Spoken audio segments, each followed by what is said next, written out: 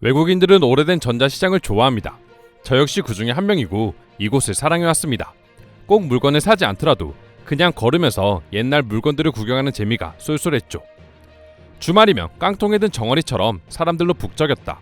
새 물건을 살 돈은 없었지만 용산역에 내리자마자 가슴이 뛰었었지. 그리운 한국의 90년대. 얼마 전 해외 커뮤니티에는 허름한 한국의 상가로 보이는 사진이 하나 올라왔고 많은 외국인들에게 관심의 대상이 되기 시작했습니다. 그리고 저마다 자신의 추억을 이야기하며 자신의 과거가 함께 사라진 것 같아 너무나도 슬프다는 반응을 보여주고 있었는데요.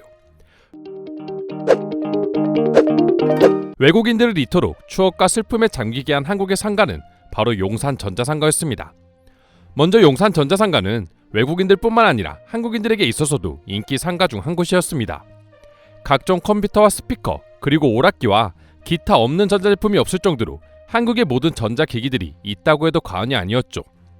저도 어릴 적 심심하면 꼭 살 게 없어도 용산에 들려 시간 가는 줄 모르고 전자상가를 돌아다니기도 했었습니다. 그런데 예전부터 의외로 용산 전자상가는 외국인들에게도 인기 장소였다고 합니다. 특히 용산의 경우 미군 기지가 바로 근처에 있고 이태원도 옆이다 보니 많은 외국인들이 찾기 쉬운 장소였기에 더더욱 많은 사람들이 전자상가를 방문할 수 있었다고 하죠. 컴퓨터나 전자기기에 관심이 많은 외국인들은 한국 여행을 와서 한강보다 용산을 먼저 찾는다는 말이 나왔을 정도로 말입니다. 용산에 전자상가가 생기기 전 한국에서 처음 전자제품 시장을 이끈 곳은 청계천 세운상가, 대림상가였습니다. 이곳의 경우 1960년대 미군 부대에서 빼내온 각종 고무를 고쳐서 팔기 시작하면서 자연스럽게 가전제품을 포함한 각종 전자제품을 취급하는 상가들까지 모이기 시작했는데요. 당시 우리나라에 8비트 개인용 컴퓨터가 처음 보급되기 시작할 무렵이라 많은 인파가 몰렸습니다. 이후 1980년대 들어 세계적으로 전자제품 산업이 급성장함에 따라 한국에서도 전자산업 육성의 중요성을 인식하고 집중 투자하기 시작했습니다. 아시다시피 용산은 한강에 인접해 있기에 예로부터 전국에 물자가 모이고 또 그 물자들이 전국으로 나가는 관문 역할을 해 지리적으로 매우 중요한 위치로 여겨졌는데요. 때문에 1987년 세운상가와 대림상가는 용산으로 이전하게 되었습니다. 이렇게 형성된 우리나라 전자제품의 가장 큰 유통지인 용산 전자상가는 나진상가, 선인상가, 원효상가, 전자랜드, 전자타운 등 크고 작은 여러 개의 상가가 모여 국내 최대 상가를 이뤄냈습니다.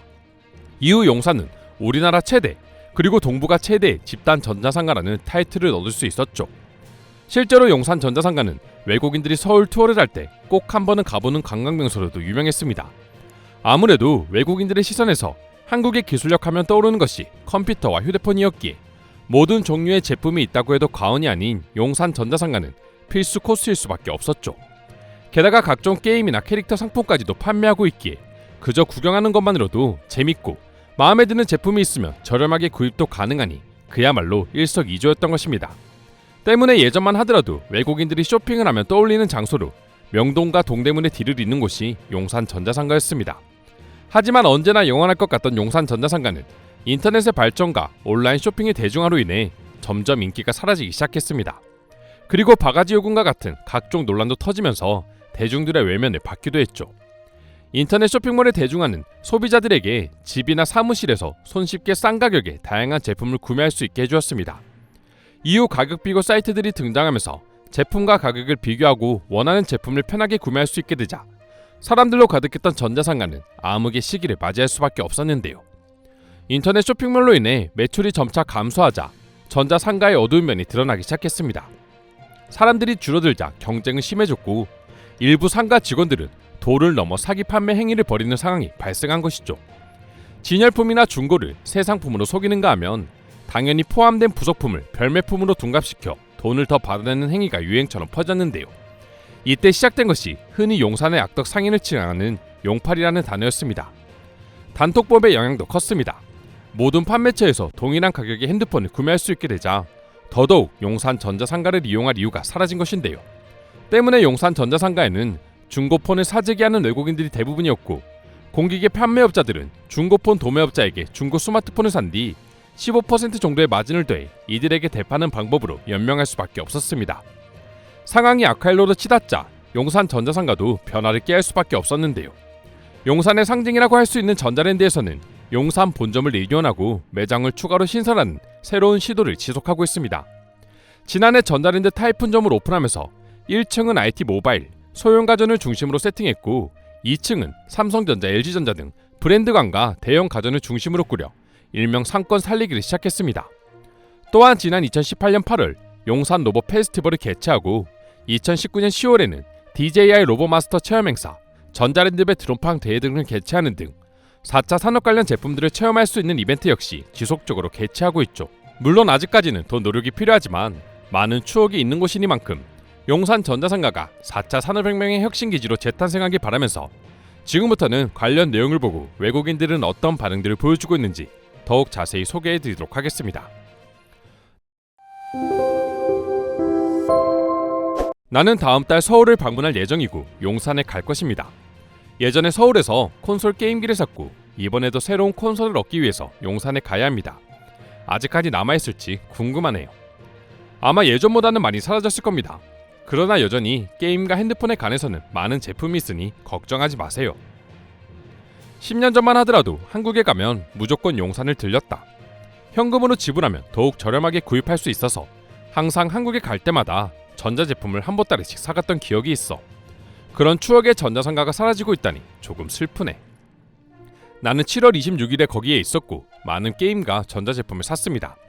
용산은 나에게 놀라운 경험이었습니다. 그 당시에는 철거되고 있다는 사실도 몰랐습니다. 이렇게 가게가 많은데 철거하고 있다니 믿어지지 않네요.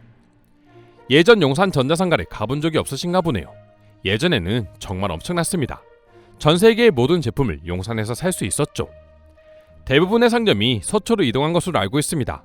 나는 컴퓨터와 한국판 전투기 게임을 샀던 것으로 기억하는데 이제 점점 PSP 게임을 살 곳이 없어지네요. 한국에서 처음 취업을 했을 때 용산에 가서 컴퓨터를 샀었어. 이런 용산 전자상가가 사라져간다는 것이 안타깝다.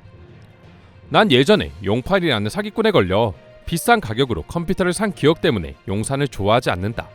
차라리 다 철거되고 새롭게 변했으면 좋겠다. 한국인들이라면 해낼 수 있을 거야. 한국이 발전함에 따라 자연스럽게 도태되어 가는 것이겠지만 용산의 추억이 많은 저로서는 참 슬픈 일입니다. 옛날에 한국 친구와 함께 용산에 가서 일일이 돌아다니며 컴퓨터를 샀었다. 그런데 지금은 인터넷 특가로 사면 훨씬 싸기도 하고 요샌 중고 시장이 워낙 잘 되어 있어서 나도 용산에 가지 않게 된다. 난 최근에 용산에 갔었는데 가게들이 많아서 정말 놀랐습니다. 우리나라 전자상가랑 비교하면 훨씬 좋아요. 대부분이 없어졌는데도 이 정도의 인프라가 있다니 한국인들이 부럽습니다. 날씨 좋은 날 용산 전자상가를 재미삼아 한 바퀴 돌고 한강에 가서 커피 한잔 했던 기억은 아직도 제 추억 속에 남아있습니다. 뭐든지 시작이 있으면 끝이 있는 법이니 꼭 새로운 모습으로 다시 우리에게 돌아오기를 바랍니다. 이상으로 용산 전자상가에 대한 외국인들의 반응 살펴보았습니다. 오늘도 끝까지 영상 시청해주셔서 감사드리며 여러분들의 구독과 좋아요는 영상 제작에 큰 힘이 됩니다. 이상 종크TV였습니다.